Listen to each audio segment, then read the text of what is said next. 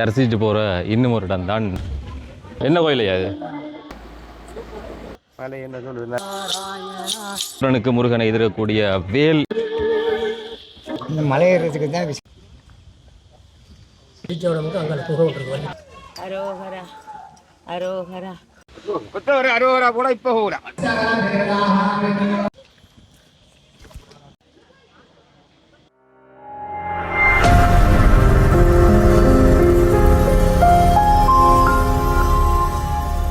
அங்கே வரையும் போகணும். இப்போ இங்கேருந்து இதை வந்து கதிர்காமத்துக்கு வர்ற எல்லாருமே தரிசிட்டு போகிற இன்னும் ஒரு இடம் தான் வள்ளிமலை. முந்தியெல்லாம் எங்களோட மூத்தவர்கள் அப்பப்பா அம்மம்மா இவைகள் எல்லாம் சொல்கிற அந்த கதை வந்து மலைக்கு போகிறது, கதிர்காமத்துக்கு போகிறத வந்து மலைக்கு போகிறதுன்னு தான் சொல்லுவினோம். ஏன்னு சொன்னால் மலையில் விரும்பி உறவு தான் குமரன். ஆரம்பத்தில் இந்த கோயில் மலையில் தான் இருந்ததாக சொல்லப்படுகிறது. இப்போ நாங்கள் போகக்கூடிய இந்த இடம் ஏழுமலையான் சன்னதி அப்படின்னு சொல்லப்படக்கூடியது. ஏழுமலையான் கதிர்காமக்கந்தன் ஆலயம்னு சொன்னால் எல்லாருக்குமே இந்த கதிரமலை தான் ஞாபகம் வரும். இந்த கதிரமலையை தான் எல்லாருமே ஏழுமலை என்று சொல்லுவினோம்.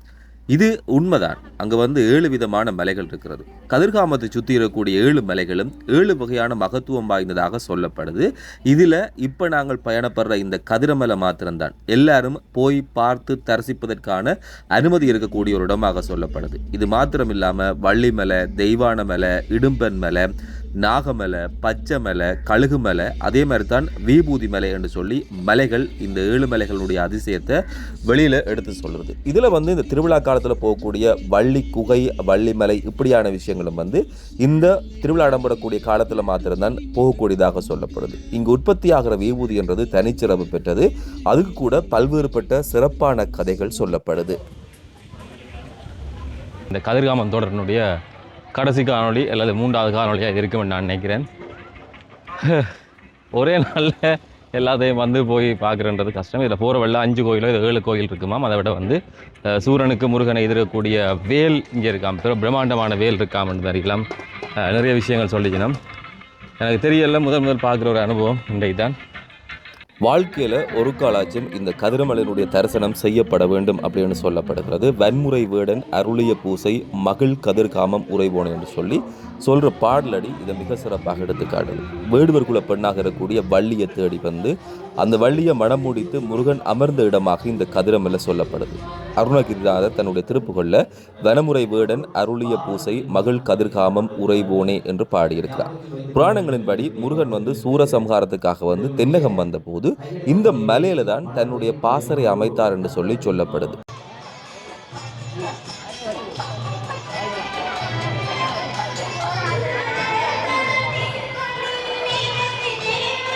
கதிரமலை அப்படின்னு சொல்லி நிறைய விஷயங்கள்ல போட்டிருக்குது. இங்கே தான் போகணும். நாங்கள் இப்படியே நீண்டு போகக்கூடிய ஒரு காட்டுப்பாதை. இதை வந்து வள்ளிமலை அப்படின்னு சொல்லி சொல்வார்கள், ஏழுமலை என்று சொல்லியும் சில பேர் சொல்லினோம்.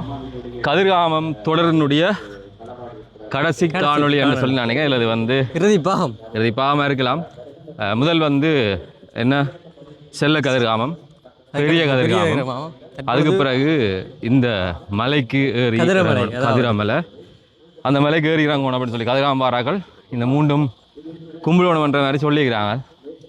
இதெல்லாம் புதுசாக இருக்கப்பா. நிறைய பெரிய சவால்கள் எல்லாம் சொல்லியிருக்கிறாங்க. இருந்தாலும் ஏறி பார்க்கலாம் அப்படின்னு சொல்லிட்டு பெருசா அப்படி இருக்க மாதிரி தெரியல. பட் நல்ல காட்சிகள் இருக்கு, நல்ல குளிர்மையான இடங்கள். போப்போ வெயிலாக இருக்குன்னு சொல்றாங்க.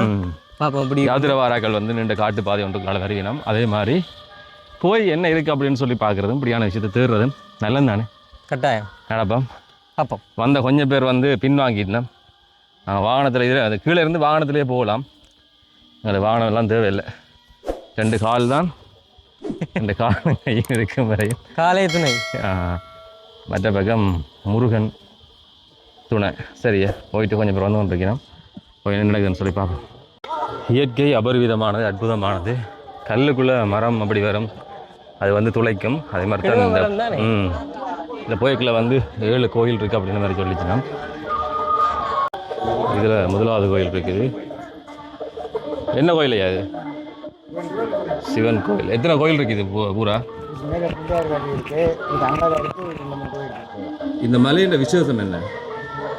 இந்த விசேஷம் இந்த மலை ஏறுறதுக்கு தான் விசேஷம் வந்து செஞ்ச புண்ணியம் செய்ய தான் மேலே மலைக்கு ஏறுறாங்க. என்ன பேர் இந்த மலை சொல்கிறது?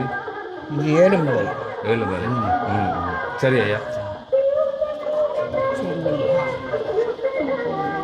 சிவனொளி பாதமலை அனுபவமாக இருக்கு வந்துச்சுன்னு சொன்னால் அதே மாதிரி தான் குத்து நகரக்கூடிய இந்த படிகள் தான் ஆரம்பித்து கொஞ்ச நேரத்திலேயே சுழலுதா மூச்சு வாங்குது.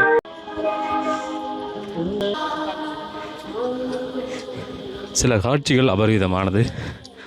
தெய்வ நம்பிக்கையோட பிள்ளையை சேர்த்து சுமந்து உறந்த காட்சின்றதும் மேலே வந்து நிறைய பேர் இப்படியெல்லாம் போகணும். அங்கே படி கிடக்குது. இது என்ன செய்யணும்? இப்படி தாவணும். தாவி அப்போ போகணும்.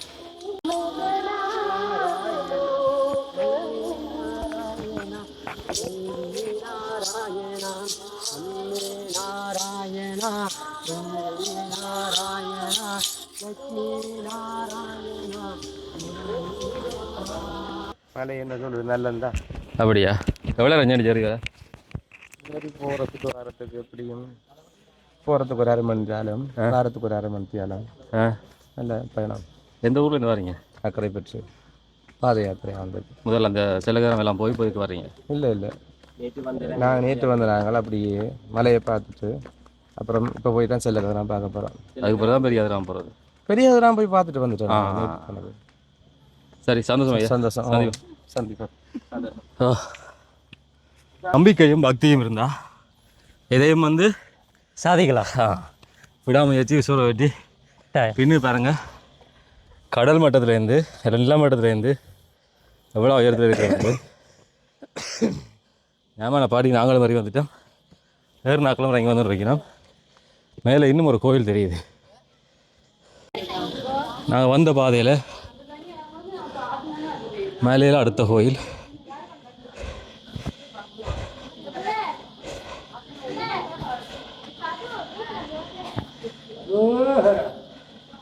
பிள்ளையாரோட கோயில்.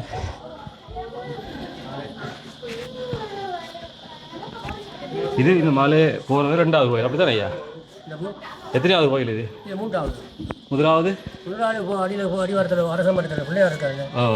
அதாவது 2வது சிவன் கோவில். 3வது. இன்னும் எத்தனை கோயில் இருக்குது? இந்த 3 கோவில் இருக்கு. அப்போ இன்னும் 3 இருக்கா? மொத்தமாக 6 கோயில். 6 7 மேல் மலையோட 7 மலையில் வந்து என்ன இந்த மலையினுடைய சிறப்பு? மேலே போர்டு போட்டு பாருங்க. சொன்னதானே பார்க்கலாம். மேலே போட்டிருக்க அந்த ஸ்டோரியெல்லாம் எழுதியிருக்கு. அப்படியா? சுருக்கமாக சொல்லுங்கள். என்னங்க சுருக்கமாக சொல்லுங்கள். சுருக்கண்டா முருகன் வந்து இருக்கிற இடம் தான். விரும்பி இருக்கிற இடம். இருக்கிற இடம் வள்ளியம்மை. நான் விரும்பின இடம் இவ்வளோ. வள்ளியம்மை ஒளிச்ச இடம் மட்டும் அங்கே புகை விட்டுருக்கு. வள்ளிக்கு நிறையா அதான் உண்மையானது. அந்த ஸ்டோரியெல்லாம் கொஞ்சம் சேஞ்ச் ஆகுது. நீங்கள் எவ்வளோ அளவு இங்கே ஒரு தடவை இருக்கிறீங்க? நான் ஒரு 7-8 வருஷம். 7 years. அதுக்கு முதல் வேறு கோவில். சரியா? சரி, போய் பார்ப்போம். நிறைய மரங்கள் நிறைந்திருக்கக்கூடிய ஒரு வனாந்தரம். முருகன் உகந்து விரும்பி இருக்கிற இடம் என்றபடியாக உகந்து என்று பேர் வந்துச்சுது. இந்த மரத்துக்களால் வேறுங்க கட்டிடங்கள்லாம் தெரியுது. அது வரையும் போவோம் நாங்கள். இங்கே தானா முருகன் வள்ளியை ஒளிச்சு வச்ச குகை, அதே மாதிரி காதலிச்ச இடம் இருக்காம் அப்படின்னு சொல்லி அழகிற ஐயா சொன்னார். நிறைய கோயில்கள், நிறைய கடைகள், நம்பிக்கைகள், ஒவ்வொருத்தருக்கும் ஒவ்வொரு விதமான விஷயங்கள். அந்த வாகனத்தில் வாராக்கள் இந்த போயினோம்.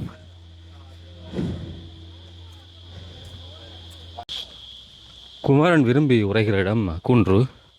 அந்த குன்றில் வந்து நிறைய கோவில்கள். அவனை காண்பதற்கிடையில் தரிசித்து போகணும். ஒரு வித்தியாசமான அனுபவம். முதல் நான் பாரன்.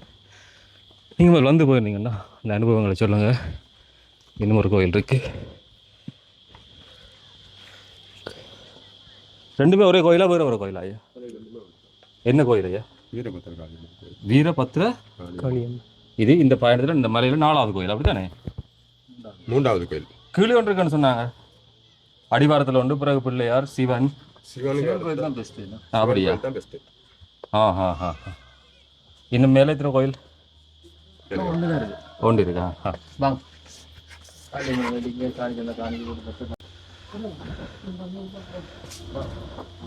காளிவாதம் செய்திடக்கூடிய அந்த விஷயத்தோடு சேர்த்து அந்த உருவம் வைக்கப்பட்டிருக்கு.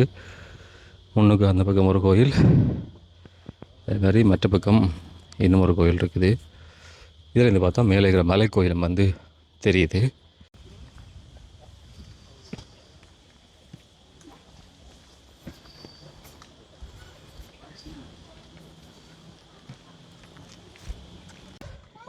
இப்படி தான்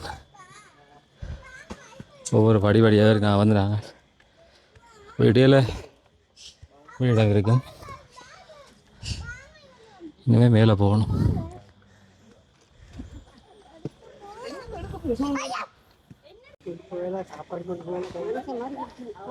எவ்வளோ அறந்த காலம் இதுவரையும் வெளியில் காண முடியாத எத்தனை விலங்கு இங்கே பார்க்குறவன்ற உதாரணம். போயிட்டு வந்து வாரீங்களாம்மா? எத்தனை வயசு?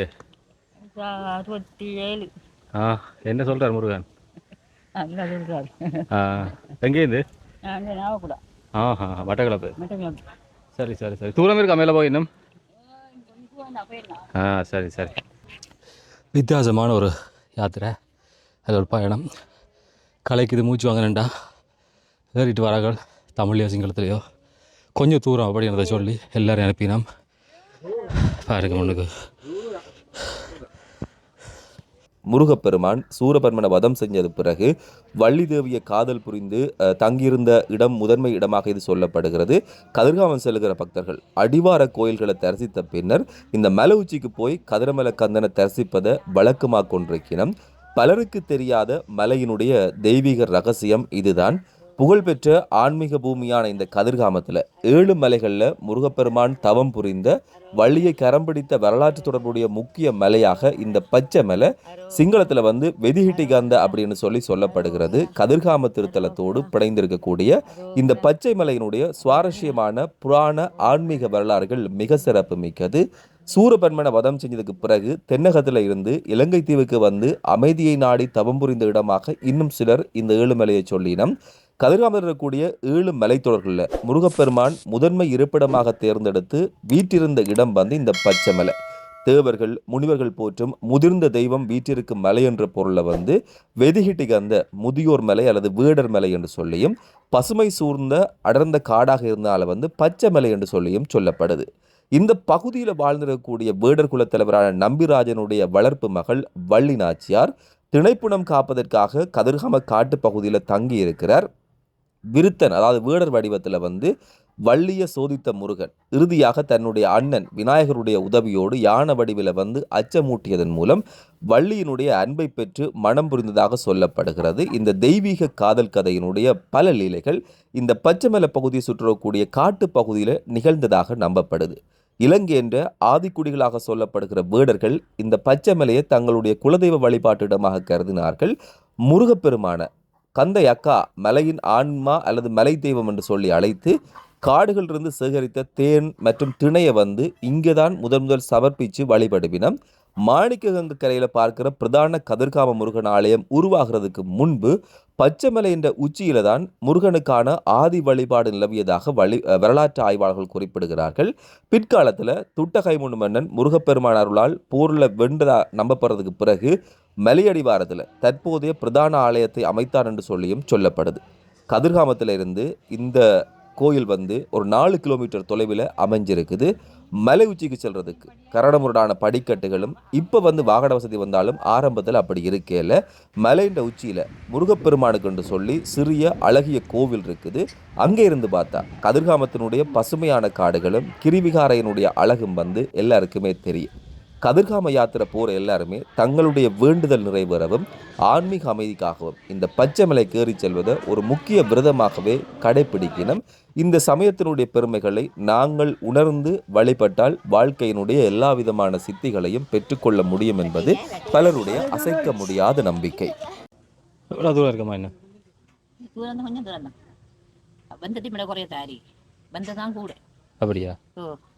இதில் கிரி அங்கிட்டு ஒரு நாங்கள் 7 மலை குறைய தான் இருக்கிற குறைய தான் இருக்கிறா கூட 7 மலை இந்த அளவு கிருனா 7 மலை அங்கிட்டு போனேன் 7 மலை. இதில் இப்போ அடுத்த கோயிலுக்கு வந்துட்டோம். மதுரை வீரன் மாடசாமி கோயில் அப்படின்னு சொல்லி வந்ததை விட குறைய இருக்குன்னு சொல்கிறான். அப்படியா? இதான் இந்த யாத்திரையில் வந்து பதவி அந்தஸ்து, யார் பெருசு யார் சிறுசு, பணம், இவர் பெரியவர், அப்படி இப்படின்ட்டு எந்த வேறுபாடும் இல்லை. கொஞ்சம் இருந்துட்டோம்னா அங்கேருந்து மேலே ஏறி இறங்கி வராக்கள் சரி, கீழேருந்து மேலே ஏறாக்கள் சரி, எல்லாருமே கூட்டிகிட்டு போகிற ஒரு விஷயம். இதான் முருகன்ற பெயருள். அவனை காண்றதுக்கு சில தியாகம் செய்தான் ஆகணும்.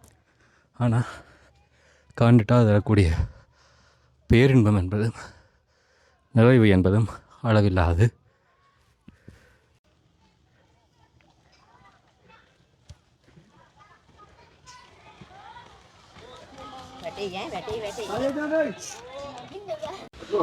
அறுபது கூட இப்போ கூட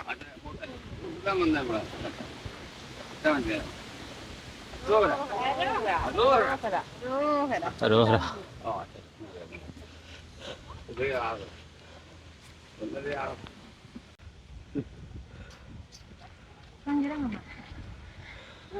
வந்தாச்சு வாங்க வா.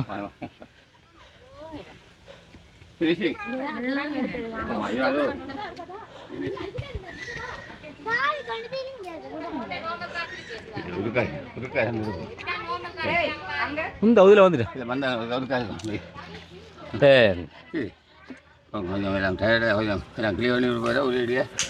உள்ளே போய்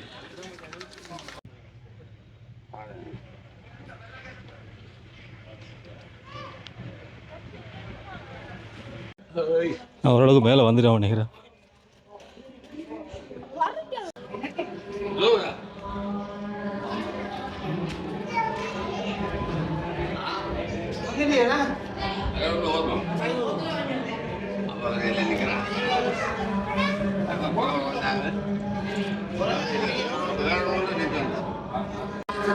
ஒரு மாதிரி ஏறி மேலே வந்துட்டோம். உள்ளுக்கு வந்து தமிழில் பூசை வழிபாடு நடந்து கொண்டு இருக்குது. என்னென்னு சொல்லி போய் பார்ப்போம்.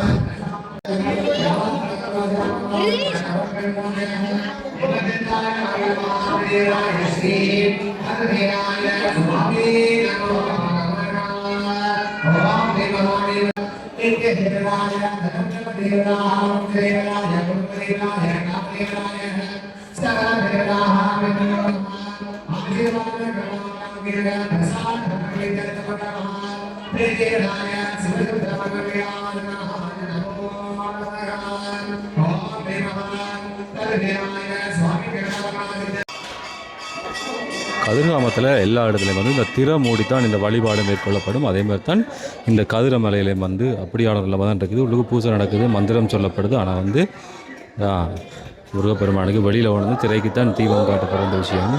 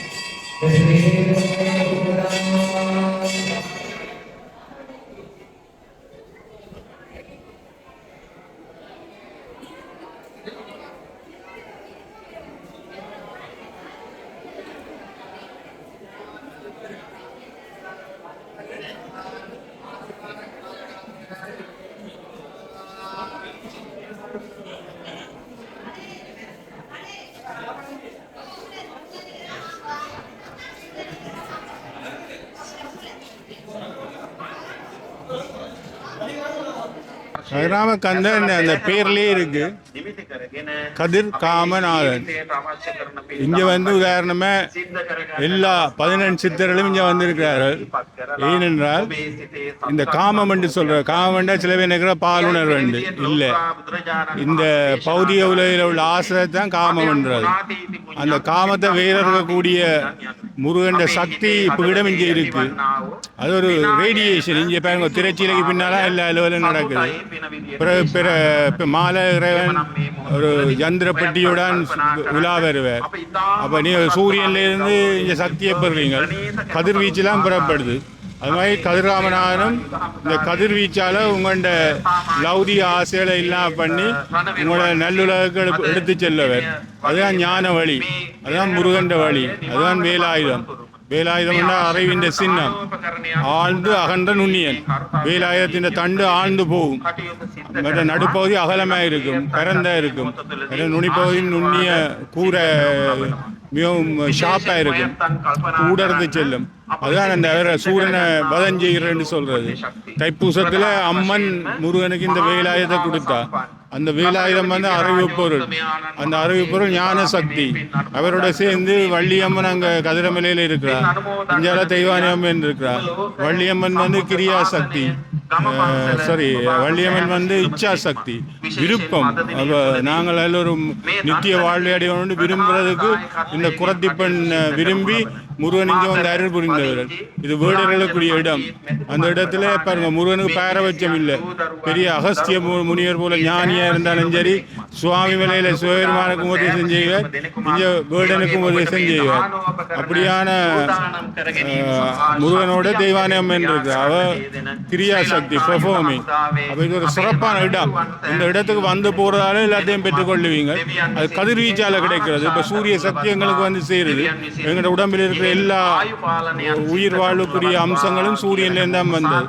அதுமாதிரி இந்த இடத்துக்கு வரைக்க நாங்கள் அந்த கதிராமனுக்கு நன்றியை கூறி இங்கே வந்தவங்க லௌதி ஆசைகளை வேறறுத்து செல்றதுக்கான ஒரு பிரயத்தனத்தை செய்கிறோம். வாழ்க முருகன் இரவாமல் பிறவாமல் இணையால் சத்குருவாகி பிறவாகி திறமான பெருவாழ்வை தருவாய். இரவாமல் பிறவாமல் பெருவாழ்வை தருவாய். குறைமாத புணர்வோனே, குரத்திய மணமுடிக்க இங்கே வந்தவர். கரையான கிளையோனே, எங்களுடைய தெய்வானி அம்மன் அம்சமாக இருக்கிறவர் கதிராம பெருமானே. அப்போ இந்த மக்கள் எல்லாரும் வந்து போகிறார்கள். அதில் ஆரண்ட் இல்லை, எல்லாம் இறைவன் குழந்தைகள். இங்கே ஒரு அருப்பிரவாகம் சிறக்கிற இடம்.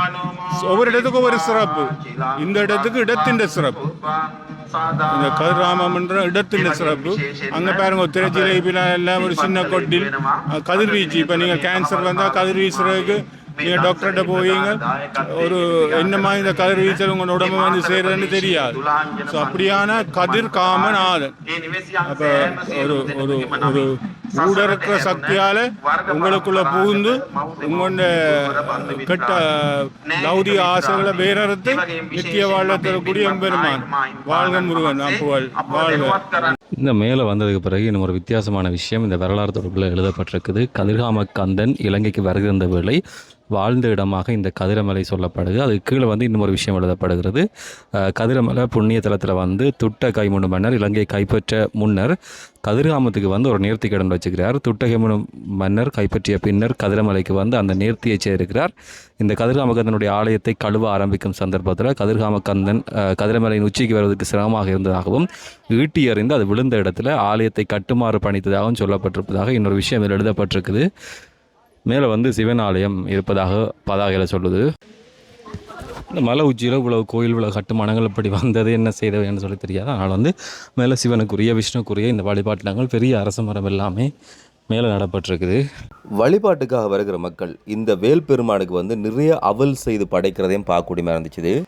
மேலே அந்த ஈஸ்வரனுக்குரிய கோயில், அதாவது சிவன் கோயில். இங்கேயும் வந்து அந்த இப்போ சொன்ன மாதிரி தான் எல்லா இடமே திரை போட்டு திரைக்குத்தான் பூச வழிபாடு நடக்கிற அந்த சடமுறை சம்பிரதாயம்ன்றது இங்கேயும் இருக்குது. முருகன் சன்னிதானம் இந்த ஏழுமலை அப்படி அது சொல்லப்படக்கூடிய இந்த இடத்துல இருந்து சுற்றுமுற்றும் பார்க்குற போது இப்படி பச்சை பசையிலண்டு சுற்றுறக்கூடிய கதிர்காமம் பூராக பார்க்கக்கூடிய வந்துச்சு. ஏழுமலையும் இங்கே இருந்து தரிசிக்கலாம்னு சொல்லிச்சுனா நாங்கள் படியில் வந்ததை எல்லாருமே பார்த்துருப்பீங்க. அப்படி வர முடியாத ஆட்கள் இதில் வந்து பாதை இருக்குது. இந்த பாதையில் வாகனம் அதுக்கு கட்டணம் செலுத்தினா வந்து இதுவரை முருகன் இருக்கிற இடம் எல்லாம் அவற்றை சேவல் மயில் எல்லாம் இருக்குது. வனத்தில் வந்து மயில் பார்த்தோம். இங்கே வந்து மேலே சேவல் இருக்குது. அப்படியே நாங்கள் இப்போ உச்சியில் நிற்கிறோம். சிவன் கோயில் இருக்கக்கூடிய அந்த இடத்துல நாங்கள் படியால் ஏறி வந்த நாங்கள் கிட்டத்தட்ட அரை மணித்தியாலம் 45 நிமிஷத்துக்கிட்ட பிடிச்ச நினைக்கிறேன். அப்படி வர்றது கஷ்டமான நினைச்சலாம்டா இதால் வந்து இப்படியே அதில் பாருங்கள் வாகனம் வந்து நிற்கிது. அந்த வாகனங்களில் வந்து பணம் செலுத்தி இந்த இடத்த வந்து சேரலாம். ஆனால் எப்படியோ கொஞ்சம் வெங்கட எல்லாத்தையும் அடக்கி இப்படி நடந்து வந்தோம்னு சொன்னால் முருகன் நமக்கு உண்மையான அருளை கொடுப்பார். மேலே இருந்து இறங்குறது வந்து சுகம், ஆனால் கீழே இருந்து மேலே வர்றது உங்களை மாதிரி நிறைய பேர் வரையினோம். அப்போ அவைக்கு வந்து நாங்கள் விலைக்காக எங்களை என்ன மாதிரி ஊக்குவிச்சினோமோ அதே மாதிரி சொல்ல தானே வேணும்.